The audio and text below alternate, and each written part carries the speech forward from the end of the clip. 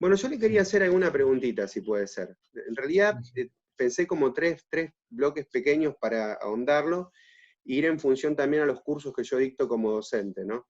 En una primera cuestión, yo le quería que me defina algo que, por supuesto, es un poco perogrullesco, porque creo que es una situación donde lo hemos leído y releído, pero para tener este contacto de qué es la historia y qué es la historiografía, como una pregunta general, si tiene ganas de contestarme en eso. Sí, por supuesto, porque además son cosas que me pasa a mí, me imagino como a todos los interesados en la cuestión. Nos replanteamos nuestro ser y nuestro ser es también nuestra profesión, ¿no? Yo entiendo que por la palabra historia cabe entender dos cosas como mínimo. Las palabras son los mecanismos de acceso a campos semánticos. Son palabras en un idioma siempre y tienen historia.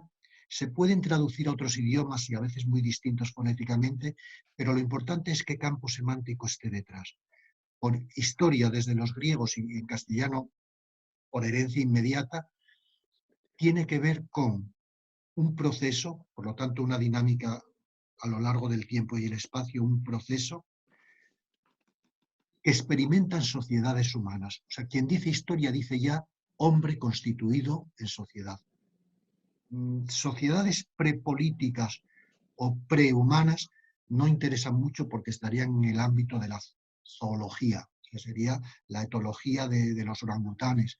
Pero cuando ya hay Homo sapiens, Neanderthalensis u Homo sapiens sapiens, y empezamos a tener restos, vestigios de su paso por el mundo, empezamos a tener historia. Por eso es un poco absurdo decir que la prehistoria es Eso es muy prehistoria. No, interesante. Justamente le iba a historia. hacer ese comentario. Muchas veces nosotros marcamos claramente decir historia ágrafa, no prehistoria. Porque si Claro, nosotros fuéramos con el concepto clásico de prehistoria, y en América no tendríamos, por ejemplo, una historia prehispánica, porque la claro, es un poco cultura, absurdo. exactamente. Es un poco absurdo, lo que pasa que se entiende por lo siguiente que voy a venir. El proceso fenoménico de evolución de las sociedades humanas en el tiempo y sobre el espacio empieza cuando hay humanos. Y hay humanos que necesariamente viven en comunidad, porque los seres humanos son, por naturaleza, seres sociales. ¿Por qué por naturaleza? Porque siempre que nace uno, ya hay otros, hay progenitores. Y por lo tanto venimos al mundo nunca en una isla aislada, no nos autogeneramos como Atenea saliendo de su cabeza, ¿no? Sino que nos conformamos, nos Y vamos ahí elaborando. también aparece la conciencia y la necesidad de este pasado. Sí, sí, porque la conciencia social es determinante de la conciencia humana. La conciencia humana es que vivimos en plural, que vivimos. Se podría decir que es en el mundo contemporáneo la rectificación de la máxima cartesiana. Cogito ergo sum. No, cogito ergo sumus. Pienso porque existimos, Bien. el grupo, ¿no? Primero, el ser humano es ser social. Y segundo, y esto es definitivo para la historia, es ser temporal. Los hombres no solamente vienen y viven en comunidad, sino que vienen y siempre hay uno anterior. Por lo tanto, somos posteriores. Esta concepción del tiempo como la medida de la distancia que opera entre lo que yo estoy ahora viviendo, lo que he vivido y lo que espero vivir, esa dinámica pasado, presente, futuro que decía San Agustín, ¿no? Eso es definitorio del hombre, porque el hombre es el único ser humano que tiene conciencia temporal. Los animales parece que viven un presente eterno, saben que pueden ser devorados, pero no tienen, como nosotros, la certeza absoluta de que vamos a morir, porque estamos viendo la muerte, porque el reemplazo de las generaciones es así sucesivo y muy amorfo. No mueren todos a la vez, sino que vas despidiéndote de unos a medida que otros llegan. En ese encadenamiento de generaciones surge la idea temporal. Los hombres son seres temporales y probablemente en ello esté uno de los grandes saltos reflexivos que da el hombre, que es la conciencia de mortalidad. Intimación de la mortalidad, que hace que esté presente alguien que ya está ausente físicamente, dicen al menos dice Durkheim, Formas elementales de la sensibilidad religiosa, su gran libro, ¿no? Que el culto a los muertos es la primera práctica religiosa. ¿Por qué? Porque yo no quiero que muera esta persona, porque lo mantengo con objetos, con reliquias que son parte de su vida, con una actualización, una dramatización que tú haces mental o incluso oralmente, yendo a verle, contándole cosas a la tumba, que lo mantiene vivo aunque ya no está vivo. Pero empezamos a pensar en la idea de ultratumba. A mí me hizo pensar mucho los trabajos del equipo de Arzuaga, el prehistoriador en Atapuerca, cuando descubrieron que los primeros yacimientos que parece que tienen que ver con enterramientos meditados, pensados, con pensamiento proléctico, tienen que ver con los neandertales. Es decir, que los neandertales entierran a una niña de unos 13 años y dejan objetos a su lado, al lado del cadáver, que ya no tiene vida, que no tiene ánima, que no se mueve ni actúa, dejan cosas que eran importantes para ellos. Eso es claramente la demostración de que ahí hay pensamiento humano, compasión, impacto moral, impacto sobre su conciencia de la pérdida de alguien tan querido y un acto que es lo que nos permite pensar que hubo ese pensamiento. Es tremendo porque esas sociedades es evidente que algo pensaron respecto al hecho de que un cuerpo quedara exánime. ¿Cómo es posible esto? O sea, el dolor ante la partida, ¿no? Las sociedades, la historia es ese proceso evolutivo de las sociedades humanas en el tiempo y en el espacio que tienen un protagonista que es siempre el hombre, y porque es el hombre el que actúa, los hombres, estoy hablando del genérico, ¿eh?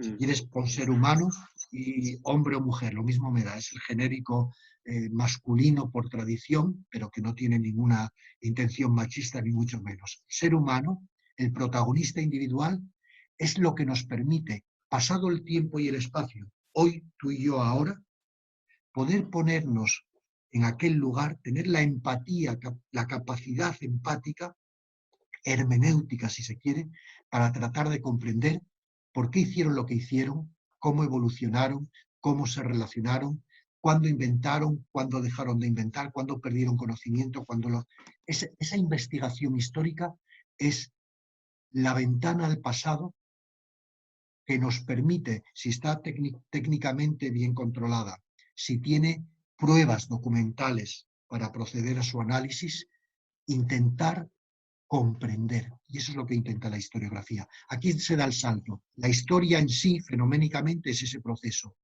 La historia como disciplina, que algunos lo llaman la historiografía, o la historiología, o la historia académica, la historia científica, es la disciplina que trata de reconocer, comprender, explicar narrativamente aquellos procesos humanos.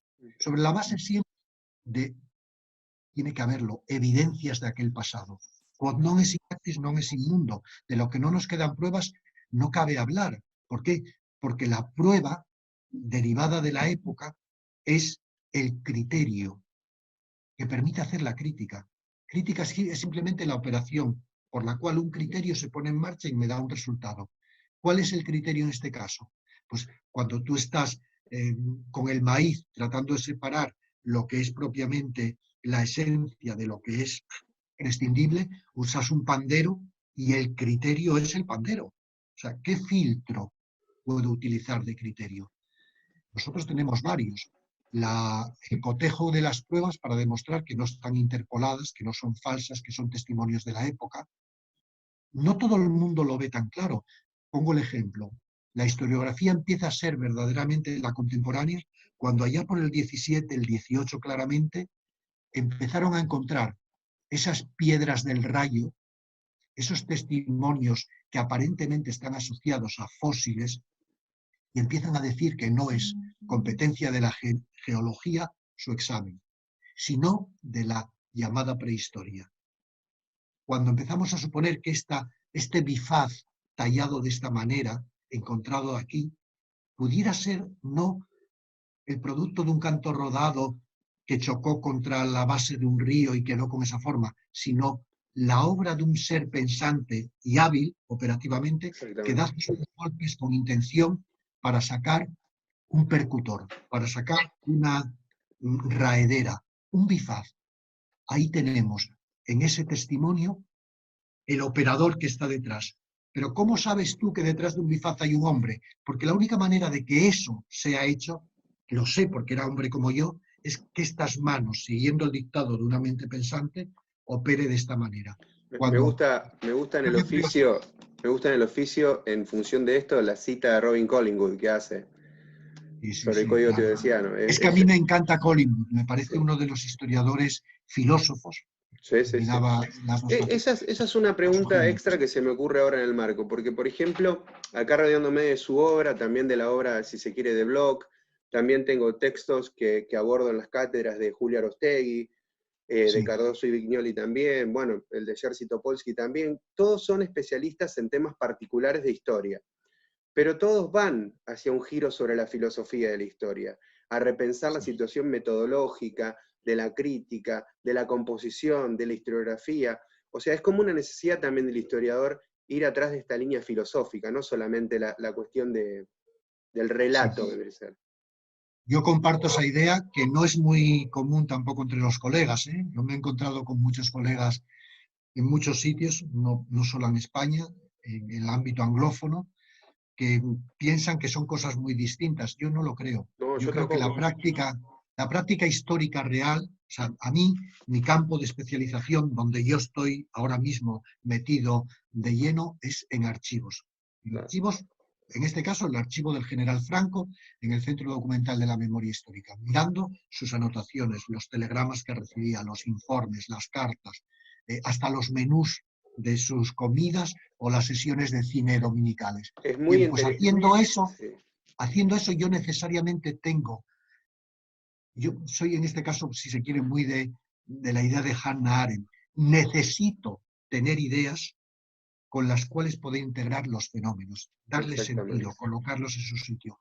La visión en perspectiva filosófica amplia, la precisión de los conceptos, el atender a la reflexión sobre cómo operan los conceptos, cómo se configuran, cómo se codeterminan, es necesaria para mi práctica histórica. Si no, no tiene sentido. Si no, entramos en bucles a veces que se ven en las discusiones históricas que proceden del el uso laxo de los términos, por ejemplo.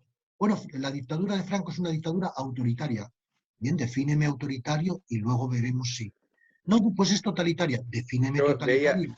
veía con respecto a la situación de Franco, en el libro suyo de Anatomía de un dictador, el tema del caudillo.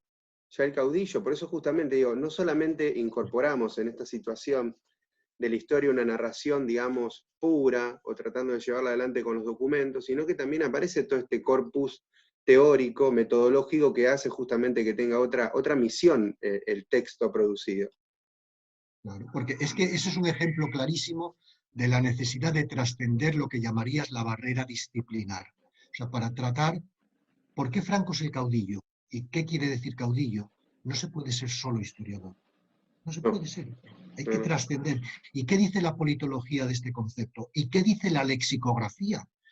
¿Cómo se puede decir que se usa el término caudillo en España sin atender, por ejemplo, y esto te afecta, a que es una palabra que vuelve de América después de la época de los caudillos en el primer tercio del siglo XIX? Es que volvió de allí.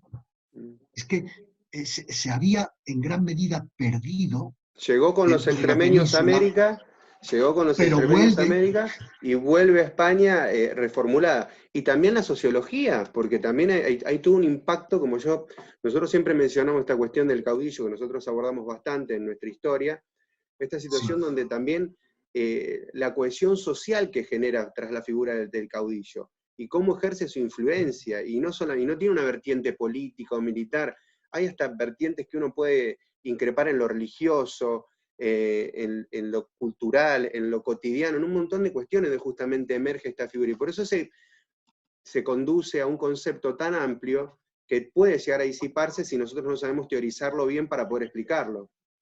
claro. Es que yo pienso, por ejemplo, en este término, hablando solo de Franco, cuando discutimos de estas cosas, yo a algunos colegas les decía, pero vamos a ver, hablando del caudillo, de los poderes de Franco, yo no me atrevería a hablar nada de este asunto sin referirme primero y por lo tanto leer, estudiar, tratar de entender la concepción de Max Weber, la del 21, sobre el poder carismático. Mm. Ah, no tiene nada que ver, eso es otra cosa, te vas por...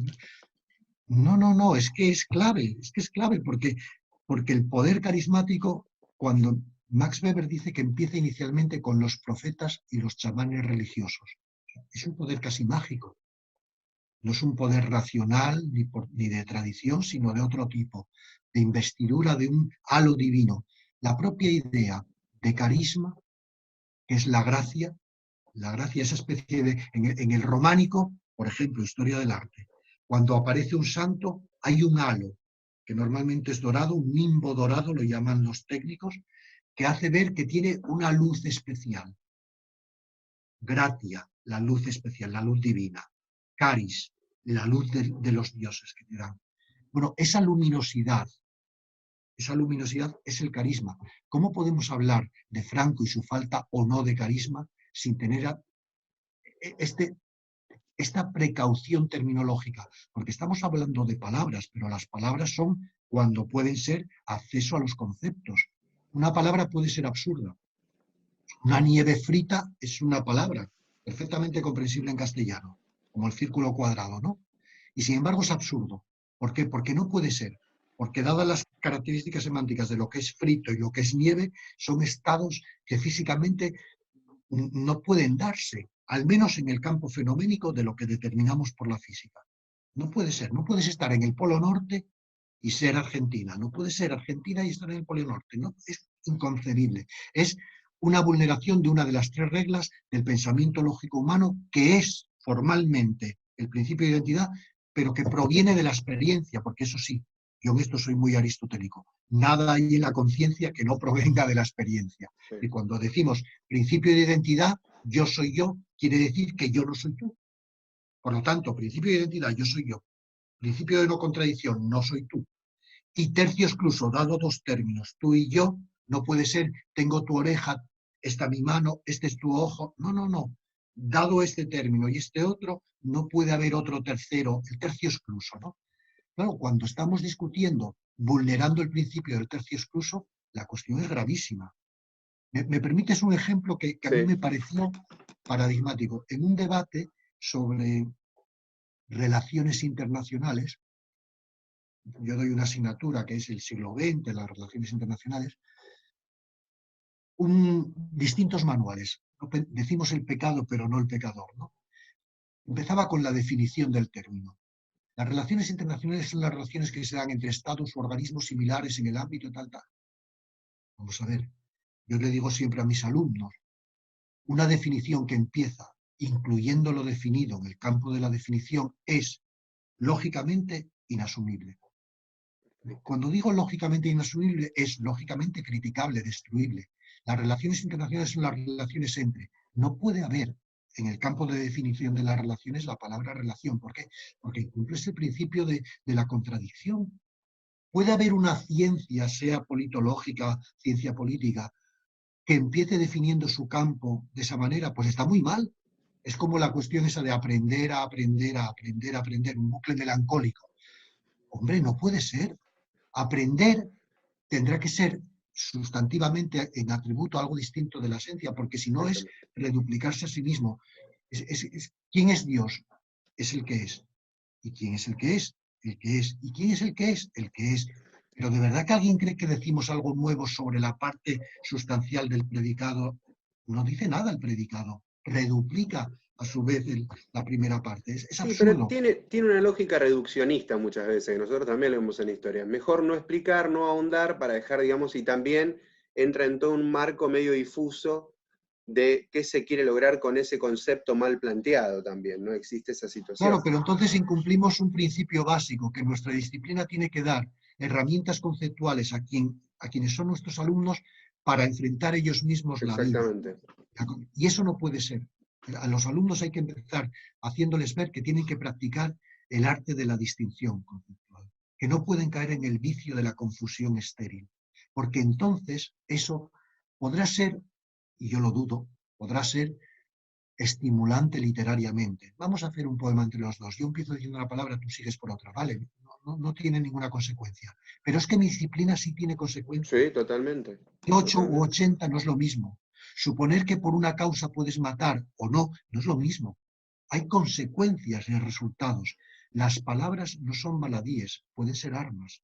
Y precisamente porque pueden ser armas, habría que hacer que fueran no armas de destrucción, sino armamento de construcción, al menos Sí. herramientas conceptuales. Empezar a pensar críticamente no es empezar a poner en cuestión cualquier cosa, porque eso es la crítica escéptica. Pero todo principiante es un escéptico a los 12, 15 años, pero un escéptico sigue siendo un principiante toda la vida, aunque tenga 80 años. Y eso es muy grave ya.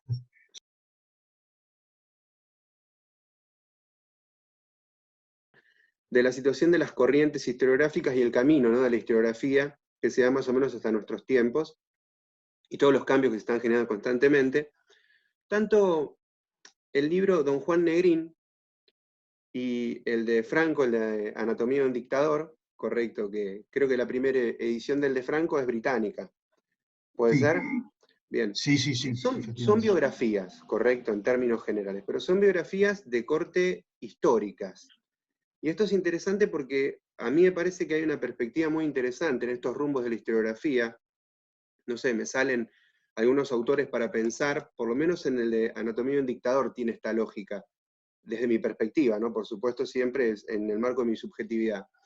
Pero, no sé, me sale Philippe Artier con Vie et Mort de Paul Geny, por ejemplo, Vie et Mort de Paul Geny, o el de Iván Jablón, al texto, Historia de los abuelos que nunca tuve, que terminan siendo productos biográficos, pero que no dejan de tener este impacto histórico, que no dejan de tener, no es solamente el retorno, esto que Legoff allá por la década del 70 medio que tenía como una queja a lo plural, suena raro de Legoff, pero sí de plantear esta situación donde lo social ya como que quería volver al personalismo de la historia, ¿no? Sí.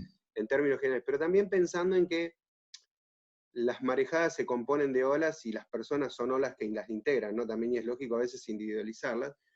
Y me parece interesante este fenómeno de la biografía histórica. Concordamos, ¿no? O tenemos este acuerdo en este sentido, por lo menos que es su producción, su obra. Yo soy un atrevido al decirle esto. Yo además lo defiendo de una manera muy, muy ferviente, muy, si se quiere, muy arraigada en lo más interior de mi sentido de la profesión, ¿eh? Yo creo que la biografía con el tiempo para mí ha devenido la plataforma más eficaz para tratar de comprender yo y tratar de explicar a los demás la complejidad de los tiempos. Excede el personalismo, por ejemplo, de mi perspectiva, porque uno comienza a leer el texto y ya no es un texto que hace referencia a una persona, es el tránsito a lo largo de medio siglo de la historia de un determinado lugar, de la historia de un determinado país, haciendo justamente como eco referencial o línea narrativa a esa persona. Pero es parte de un todo. Es utilizar como foco de mirada la de un individuo. Desde luego, en esto soy muy orteguiano, ¿eh? El hombre es el hombre y su circunstancia. Eso es básico. La circunstancia quiere decir lo que dice la palabra, y en castellano y en latín es clarísimo, lo que circunda el campo de operatividad de un Y individuo. esa también es mi pregunta en un punto, porque Negrín y Franco, dos, Porque son, yo creo, personajes claves de la historia del periodo de venir español que a mí más me interesaba, ¿no? Esos años 30 y 40. Primero, la perspectiva geográfica creo que tiene esta virtualidad. Te da la capacidad de ver los intersticios de la situación con más carácter contingente que determinista. Y yo me revuelvo contra la idea de que todo estaba escrito. Está escrito en las estrellas que Argentina no levante cabeza. Está escrito en las estrellas que Bolivia sea. No, no está escrito en las estrellas. Estará escrito en las decisiones de las personas que componen, con contextos, con capacidades, sin duda, sin duda. Pero no está escrito en ningún lado. No está escrito que China vaya a dominar el mundo dentro de 20 años, ni que no estaba escrito que ganaba Trump. Falso. Bastaba con que hubiera habido un coronavirus antes de la elección como para que a lo mejor se lo pensaran 3 veces a la hora de quitar el Obamacare. Porque ahora resulta que tienen que poner el Obamacare para impedir que... Es que manda narices, es que manda narices. Son este tipo de cosas. Va a caer Lehman Brothers y la administración Bush aquella del mercado libre que se autorregula, es la que tiene que salir a nacionalizar bancos masivamente, como si fueran programas de partidos comunistas. Pues sí, porque la emergencia requiere situaciones inéditas. Es lo que llamarían los juristas o los politólogos el imperativo del estado de necesidad. Salus publica suprema lex. Cuando llega este momento, la legislación se calla. ¿Por qué? Porque el principio es salvar a la sociedad, salvar a cada uno de sus individuos, al mayor número posible. Entonces, la biografía es esa perspectiva que nos permite ver cómo vivían las personas estas cosas. Se puede hablar de la guerra civil, y lo he escrito de otra manera, como un fenómeno metahumano, casi, un fenómeno social, dimensión cultural, dimensión económica, dimensión internacional, pero donde casi solo de cuando en cuando aparece un nombre. Se puede hacer, pero necesariamente será menos profunda, menos densa, en el sentido de Clifford Geertz, de descripción densa, la explicación del fenómeno. ¿Por qué? Porque no atiendo a los individuos que hicieron aquello. ¿Por qué el general Franco puede dar una orden y en torno a 400.000 personas obedecerla? Porque era general. Y siendo general en la estructura de comando, había 400.000 personas bajo su mando, como generalísimo. Entonces, que un general con esa capacidad diga, estos 300.000 que se mueven al frente de Aragón, estos 200.000 que bajan al frente de Extremadura, lo puede hacer. Cada uno de los individuos de esos 300.000 no podía dar la orden inversa. Wellington puede decir a Napoleón, te espero en Waterloo, pero los 20 y tantos mil que estaban por ahí no podían decirle a Wellington, haz esto.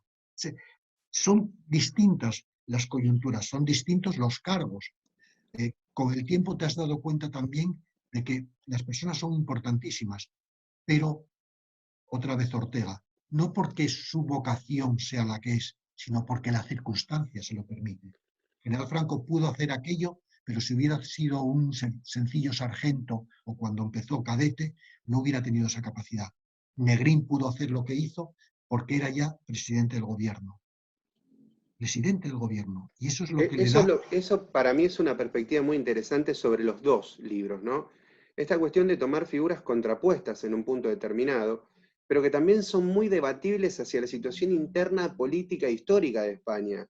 O sea, donde justamente los dos despiertan rencores, odios, amores también, ¿no? En ese marco. Sí. Y uno también, que creo que también es ejercicio del historiador, y esta situación que muchas veces el mismo texto de Bloch lo trata como una situación media anecdótica, esta situación de no meterse con un pasado reciente, o de no buscar, digamos, esta situación. Historia es 100 años hacia atrás, mejor dicho, que no quede ninguno vivo para venir a discutir. Yo no comparto eso, como Yo es tampoco, evidente. para nada. No, porque además creo que un problema que hay que achacar a nuestra profesión, estoy hablando aquí de aquellos que somos oficialmente funcionarios historiográficos, digo, que se nos paga por enseñar, por escribir, que se nos etiqueta como historiadores, no como publicistas ni como, no sé, jefes o gurús de una secta.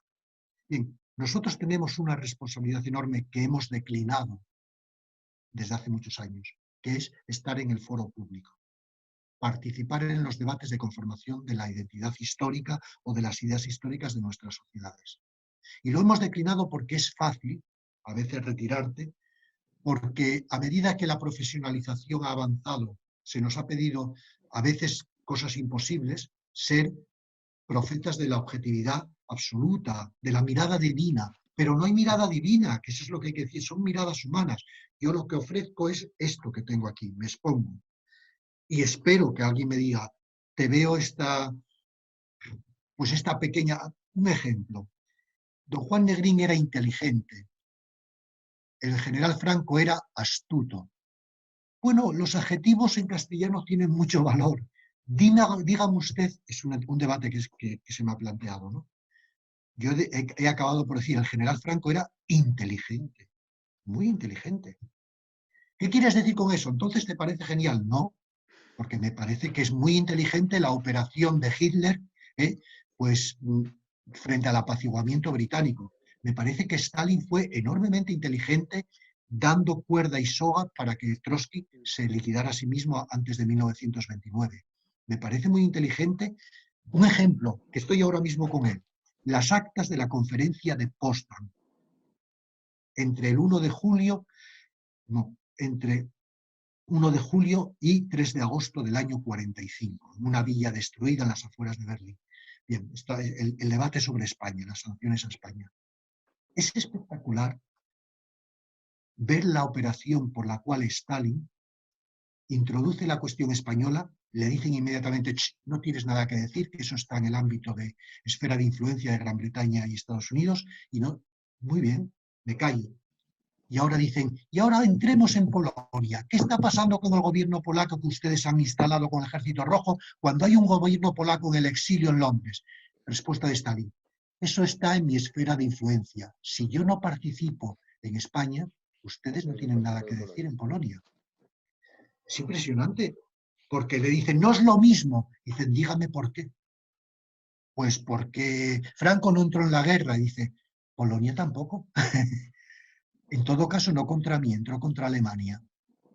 Pero ¿Por qué les dejaron a veces lo que nos pasa a la gente de historia, por marcar la inteligencia o los adjetivos que a veces son interesantes para entender los fenómenos y los procesos, porque si no estaríamos contradiciéndonos y yendo enfrente al principio de la significación y volveríamos a la situación donde la magia no es pertinente en esto y los hombres somos operadores de los cambios, donde uno se lo tamiza y dicen, ah, bueno, pero porque dijo que es inteligente, es franquista, por ejemplo. Claro, es que eso me pasa. Es que eso pasa. Bueno, de hecho, yo he tenido que sufrir esas cosas. Y Franco es inteligente, no, de inteligente nada, era astuto, que ya era bastante. Hombre, una persona que es capaz de estar 40 años en el poder absoluto en España, que no hay ningún gobernante de la época moderna y contemporánea que durara tanto y con tanto poder, ninguno. Ni el emperador Carlos I con todo su poder, y siendo Rex per gratia Dei, ni siquiera él tuvo esos poderes.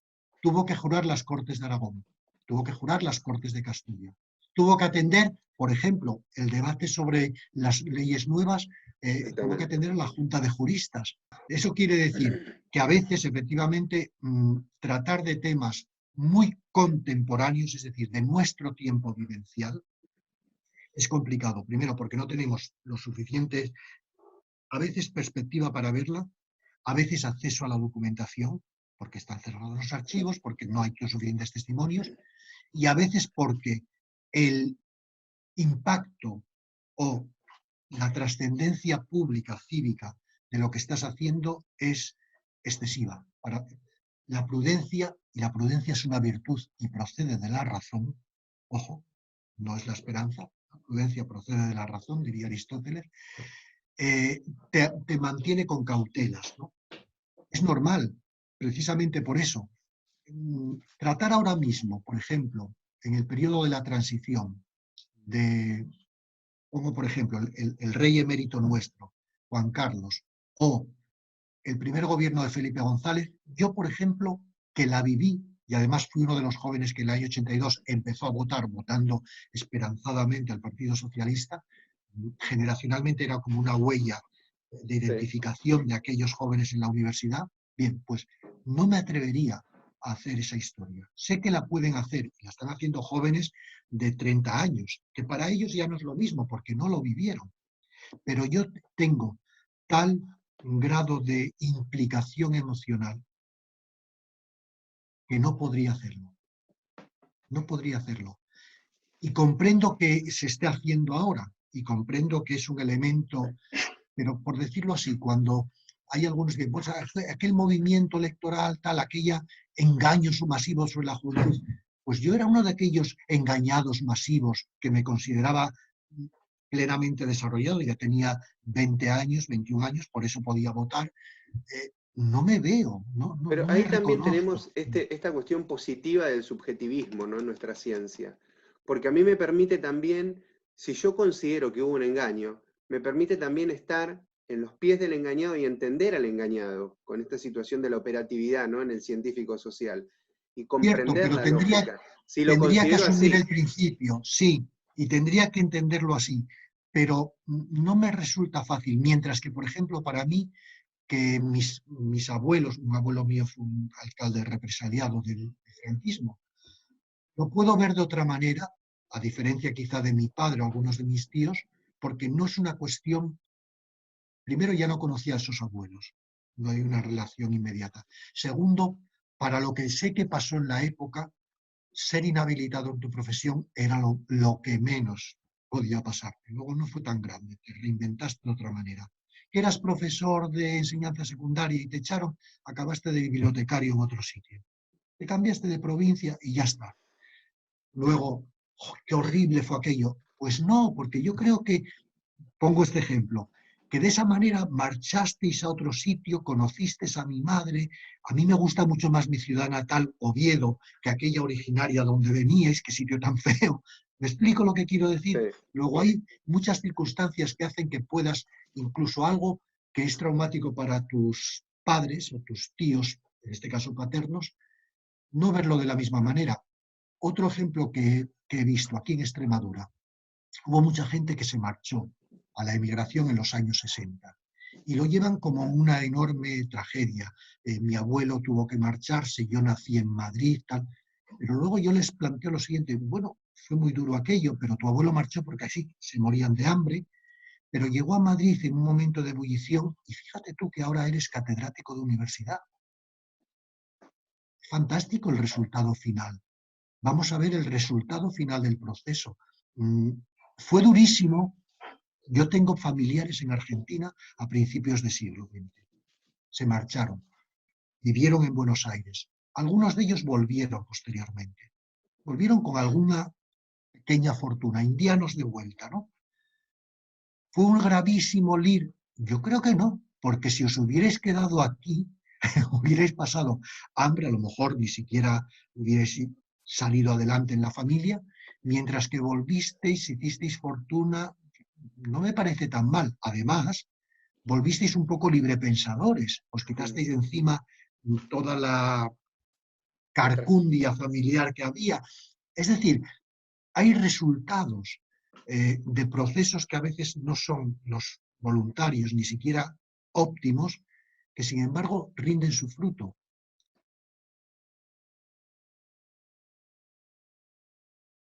Esta cuestión de investigar para comprender uno, pero también hacerle comprender al otro.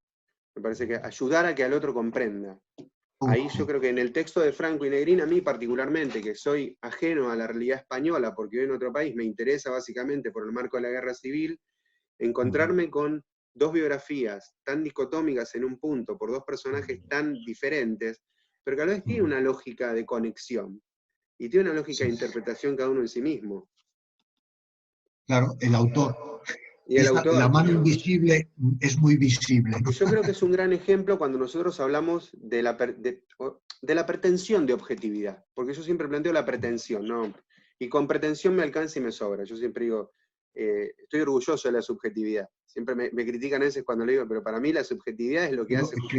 Claro, es que además es presuponer, ahí sí que hay, a mí me gusta mucho ahí una reflexión que tiene don Gustavo Bueno sobre el asunto.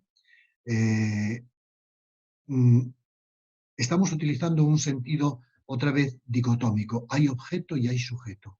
Y entonces, evidentemente, el sujeto no puede ser objetivo, el objetivo no puede ser objetivo. Es falso, porque dialécticamente el objeto presupone al sujeto y viceversa. Es como el padre y el hijo, ¿no? Si es padre no es hijo. Bueno, pero un hijo puede ser a su vez padre. Un padre puede ser a su vez abuelo. No es verdad que sean absolutamente... Eso sí, la mirada siempre es desde el sujeto. En ese sentido, perspectivismo. La mesa es así, pero como diría Ortega, yo la veo de esta manera y la utilizo de la otra. El objeto se da a través de los sujetos. No podría ser de otra manera, pero de tal manera que ese sujeto que es parte de una retícula, mi conciencia particular, lo es porque hay otros, y hay muchos, y hay anteriores. Otra vez, somos nudos en una red, y en esa red atrapamos los objetos, porque es la única manera de hacerlo, ¿no? Eso sí que es psicología del conocimiento, o filosofía noseológica, podríamos decir. Pero para nosotros es clave, porque te destruye la idea de que si eres subjetivo, no puedes ser objetivo. ¿Y desde qué otro punto de vista que no sea un sujeto cabe ver los objetos? Totalmente. ¿Dónde está la mirada? Totalmente. ¿Dónde está la mirada? Lo que sí te puedo decir es que la mirada no es la mirada divina, que lo ve todo porque lo ha creado todo. Eso no.